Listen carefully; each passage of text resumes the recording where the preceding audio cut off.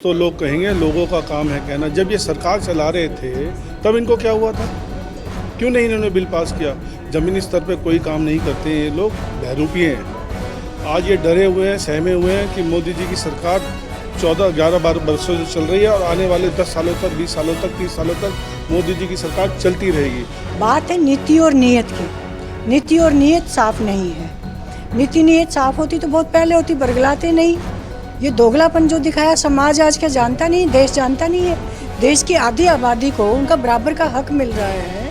बराबर का हक आपने देखा होगा, जहाँ भी महिला ने नेतृत्व किया, चाहे वो आपका मीडिया है, चाहे वो कोई जॉब का है, चाहे वो घर का है, किसी का भी आप मुद्दा ले लीजिए, जहाँ महिला ने नेतृत्व किया है वो हमेशा संतुलित और अच्छा एक मतलब नीति नैतिकता के तहत चला है। क्या लगता है आपको कब कैसे इसे पास किया जाए? बिल्कुल मोदी जी का नेतृत्व में ये पास होगा, आने वाले समय में पास होगा। तमाम जानकारी दी तो साफ तौर पे आपने सुना। जो है इसे लेकर के लगातार विपक्ष पर सवाल उठ रहे हैं। सवाल ये है कि आखिरकार किस तरीके से जो है ये आने वाले समय में पास होगा। फिलहाल इस खबरों में इतना ही। ऐसे तमाम खबरों के लिए देखते रहें सरकार न्यूज़। आप देखिए, भारतीय जनता पार्टी वो है, अगर कोई विधायक दोषी मिला है महिला का तो सस्पेंड कर दिया गया है। और दूसरा, भारतीय जनता पार्टी का आचरण आप देखिए कि जब कोई भी मीटिंग शुरू होती है, वंदे मातरम से शुरू होती है, ख़त्म होती है राष्ट्रीय गान से ख़त्म होती है। और महिला आप देखिए, आज महिला नेतृत्व कर रही है, केंद्र में भी, स्टेट में भी। और स्टेट में आज आपके सामने उदाहरण है शिखा राय जी का, विधायक भी हैं, चेयरमैन भी बना दिया है उनको महिला के नाते। आप स्वयं महिला हैं, आप स्वयं देखिए कि 70 साल पहले जो सरकार थी एक गुलामी की बेड़ियों में थी। आज़ाद होकर भी महिला को कभी आज़ादी नहीं मिली।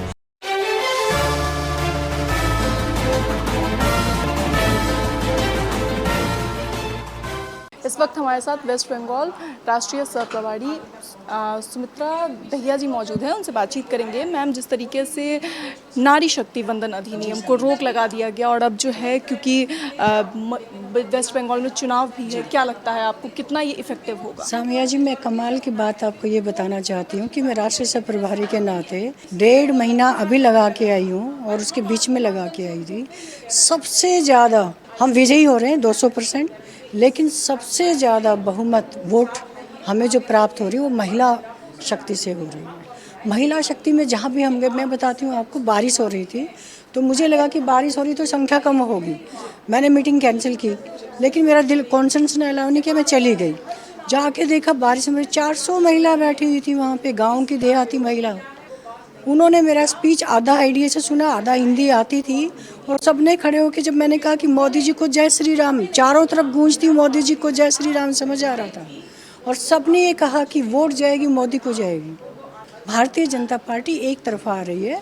देखिए, ये आरक्षण बिल, आप ये लोगों का तो कहना है, विरोधियों का तो आपने, क्योंकि विरोधियों का आप अच्छे से जानती हैं कि भ्रष्टाचार से लिप्त है। बात है नीति और नीयत की। नीति और नीयत साफ नहीं है। नीति नीयत साफ होती तो बहुत पहले होती, बरगलाते नहीं। ये दोगलापन जो दिखाया समाज आज का जानता नहीं, देश जानता नहीं है। देश की आधी आबादी को उनका बराबर का हक मिल रहा है। बराबर का हक आपने देखा होगा, जहाँ भी महिला ने नेतृत्व किया, चाहे वो आपका मीडिया है, चाहे वो कोई जॉब का है, चाहे वो घर का है, किसी का भी आप मुद्दा ले लीजिए, जहाँ महिला ने नेतृत्व किया है वो हमेशा संतुलित और अच्छा एक मतलब नीति नैतिकता के तहत चला है, समावेशी रहा है। विपक्ष कहता है कि महिलाओं के बारे में तो बीजेपी कभी सोचती ही नहीं है, जो भी होता है जुमला होता है। विपक्ष ने हमेशा महिलाओं का साथ दिया है। आप देखिए, भारतीय जनता पार्टी वो है, अगर कोई विधायक दोषी मिला है महिला का तो सस्पेंड कर दिया गया है। और दूसरा, भारतीय जनता पार्टी का आचरण आप देखिए कि जब कोई भी मीटिंग शुरू होती है, वंदे मातरम से शुरू होती है, ख़त्म होती है राष्ट्रीय गान से ख़त्म होती है। और महिला आप देखिए, आज महिला नेतृत्व कर रही है, केंद्र में भी, स्टेट में भी। और स्टेट में आज आपके सामने उदाहरण है शिखा राय जी का, विधायक भी हैं, चेयरमैन भी बना दिया है उनको महिला के नाते। आप स्वयं महिला हैं, आप स्वयं देखिए कि 70 साल पहले जो सरकार थी एक गुलामी की बेड़ियों में थी।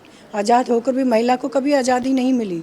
आज इनको आरक्षण का डर नहीं है, डर है बदलाव का, डर है महिलाओं का, डर है कि इनकी जो महिलाएं घर से चलती हैं, जो भ्रष्टाचार, बेईमानी, पैसा खाते, वो डर है, वो सता रहा है कि महिलाएं आ जाएंगी तो हमारे घर की महिलाएं चली जाएंगी। किसी की पत्नी भी है, बहन भी है, दामाद भी है, बेटी भी है। भारतीय जनता पार्टी में तो ऐसा नहीं है। कहते हैं कि अगर महिलाओं का आरक्षण आप दे रहे हैं तो उसमें दलित महिलाओं का आरक्षण अलग करिए। आप अच्छे से जानती हैं कि जब कोटा 33% लिया जाता है, एक संविधान है, क्या संविधान में बंटवारा होता है जातिगण का?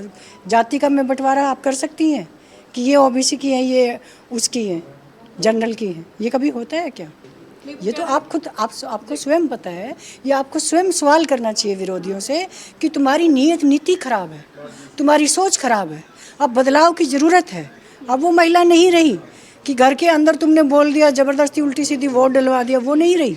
अब प्रधानमंत्री नरेंद्र मोदी जी ने महिलाओं को सशक्त कर दिया है, और सशक्त नारी तो सशक्त भारत, सशक्त देश। कांग्रेस पार्टी की राष्ट्रीय महिला अध्यक्ष अलका लांबा जंतर मंतर पहुंचती हैं, बीच गर्मी में बिल्कुल वहां पे जो है प्रदर्शन कर रही हैं और कह रही हैं कि भाई महिलाओं को अधिकार ऐसे थोड़े मिलेगा, सही से आप जातीय जनगणना कराइए, उसमें महिलाओं का अधिकार तब बांटिए। मुझे ताजुब भी होता है, हैरानी भी होती है। आप समझते हैं कि महिला होकर, मैं तो ममता को भी बोल के आई हूँ कि महिला होकर महिलाओं के रेप होते थे वो नहीं बचा पाई, उनकी रक्षक बनी। जिन्होंने रेप किया उनकी रक्षक बनी है ममता।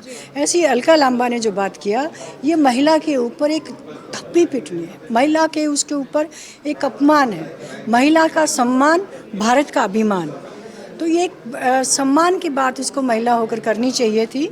और आज जिस तरीके से उसने टिप्पणी की है, आई थिंक पूरा देश नहीं विदेश में भी महिला जाति उस पर थू थू ही कर रही है। मैं नहीं समझती कि उसकी बात का ये एक बचपनी हरकतें हैं कि पार्टी की एक चापलूसी करके एक सवाल आपने कर दिया, बट उस सवाल को घर जाकर सोचा होगा तो खुद में ही शर्म आई होगी। क्या लगता है आपको इसके बाद किस तरीके से जो है अब बीजेपी इस बिल को पास करे? बिल पास होगा जब मोदी जी, ऐसे ही नहीं कहते मोदी जी हैं तो मुमकिन है। मोदी जी ने ज़मीन पर अपनी माँ को देखा है कि वो बर्तन साफ करती थी, कैसा उनका पालन पोषण हुआ है। तो उनका जितना भी उनका सोच विचार, उनकी नैतिकता, मूल्य, सिद्धांत जाग उठे हैं, उनको पूरा राष्ट्र को समर्पित है, वो महिलाओं को समर्पित हैं। उनको ये पता है कि नारी शक्ति कितना काम कर सकती है, जानती है। घर को नारी चाहे बेटी के रूप में, चाहे माँ के रूप में, चाहे पत्नी के रूप में, चाहे लक्ष्मी। आप बात बताइए मुझे, लक्ष्मी माता की पूजा होती है, जगमाता पार्वती की पूजा होती है, दुर्गा माँ की पूजा होती है, सरस्वती माता की पूजा होती है, तो फिर नारी शक्ति का सम्मान क्यों ना हो? राम मंदिर आपको दिया, अयोध्या दिया, राम मंदिर को दिया तो सीता को सम्मान दिया, सीता को सम्मान दिया तो महिला को सम्मान दिया। कितना असर आपको लगता है बंगाल चुनाव में? मैंने बताया कि 200% सरकार महिलाओं में जबरदस्त ऊर्जा है, जबरदस्त प्रेरित है मोदी सरकार से। मैं ये भी नहीं संदेह कहती हूँ कि मोदी सरकार की जो उन्होंने देखी ना योजनाएं, उनकी शक्ति को जिस तरीके से वो किसी भी एक तो राहुल गांधी, सबको पता है कि एक पप्पू बनकर कहीं मिट्टी उठाने लग जाता है, क्या हकीकत में वो कर्मचारियों की जो मिट्टी खोदते हैं उठाते हैं, उठा सकता है? हमारे प्रधानमंत्री सडनली ज़मीन पर चल रहे हैं, पद यात्रा कर रहे हैं, उनको एक छोटा सा दिखा है, उसकी वो भुजिया खाई है उन्होंने बनवा कर। आप देखिए भुजिया खाई, कोई पॉलिटिकली तो नहीं खाई, लेकिन आज वो लड़का एक गरीब लड़का था, पूरे वर्ल्ड में 22 लाख के करीब उसकी फॉलोइंग बढ़ गई तो उसका रोजगार बढ़ गया। इस वक्त हमारे साथ रविंदर चौधरी जी, उनसे बातचीत करेंगे। सर, कैसे देखते हैं नारी शक्ति वंदन अधिनियम को लेकर के अब लगातार विपक्ष पर आप लोग टारगेट कर रहे हैं, लेकिन विपक्ष तो कह रहा है कि उसमें जो कमियां हैं उसको सुधारिए, हम बिल पास कर। नहीं, विपक्ष का देखो, मैंने क्या कहा, कुछ तो लोग कहेंगे, लोगों का काम है कहना। जब ये सरकार चला रहे थे तब इनको क्या हुआ था? क्यों नहीं इन्होंने बिल पास किया? ज़मीनी स्तर पे कोई काम नहीं करते हैं ये लोग, बहरूपीय हैं। आज ये डरे हुए हैं, सहमे हुए हैं कि मोदी जी की सरकार 14, 11, 12 वर्षों से चल रही है और आने वाले 10 सालों तक, 20 सालों तक, 30 सालों तक मोदी जी की सरकार चलती रहेगी। आज ये घबराए हुए हैं और ये आने वाले समय में ये बिल पास होगा, इसको रोके से नहीं रोका जाएगा।